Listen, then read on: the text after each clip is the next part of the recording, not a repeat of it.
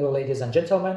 This is the first podcast of Unconventional Oil and Gas Production Overview. I'm Dr. Reza Nejad, doctoral student at Ruden University. Oil and natural gas companies traditionally focused on exploring and producing conventional oil and natural gas reservoirs, where oil and gas exist in reasonably high-quality reservoir rock. After extensive geological and geophysical analysis, these more difficult to predict and more isolated reservoirs are typically drilled straight down.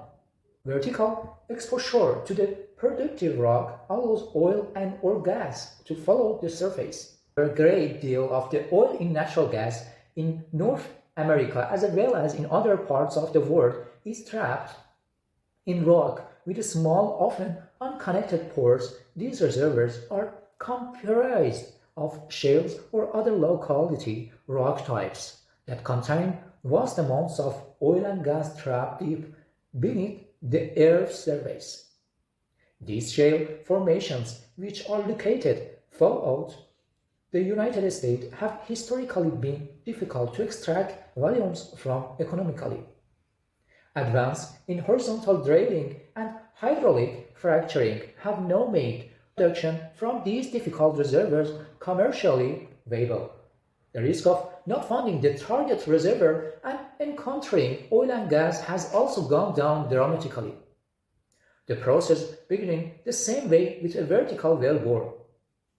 At depth, well is turned horizontally and extended thousands of feet within the targeted reservoir. Horizontal drilling enables operators to drill multiple wells from one well site, thereby minimizing disturbance to the surface, while tapping productive rock as far as 2 miles horizontally away from the trajectory of the vertical well. The vertical section of the well bore typically has 2 or 3 progressively smaller diameter layers of a steel casing cemented into place to stabilize the well as it's being drilled to greater depths.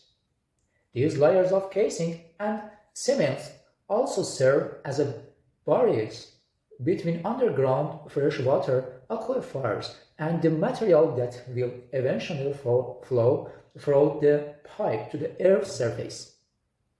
The cementing process at depths coincident with the aquifers, which are several thousands of feet above the targeted oil and gas reservoirs, is overseen by state authority officials. The horizontal well is also cased and cemented. Once drilling is completed, small shards are used to punch holes in the horizontal casing. There can be numerous sections to the casing that are strategically punctured with these small holes measuring fractions of an inch. Now it's time for hydraulic fracturing to commence. Fracturing uses water, sand, and a small percentage of the additives that are pumped into the well at the very high pressure.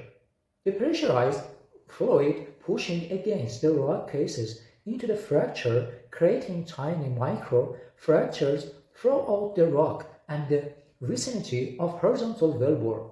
After fluid is effectively fractured, the rock fluid injection stops and the pressure inside the rock resets. Sand is displaced into these small fractures and helps hold them open, so oil and gas water can flow from the impermeable rock into the wellbore. The network of newly created interconnected pore space allows the professionally trapped oil and gas to flow to this surface. The combination of horizontal drilling and hydraulic fracturing has opened up massive resources of previously inaccessible domestic oil and natural gas. The pace of change within industry has been profound, with more than 45,000 horizontal wells in operation in the United States as of the end of the 2012, nearly 24 times that of 2003. activity is driving unprecedented domestic production opportunities. Thank you guys. If you have some question, please follow us and write your comment. Thank you.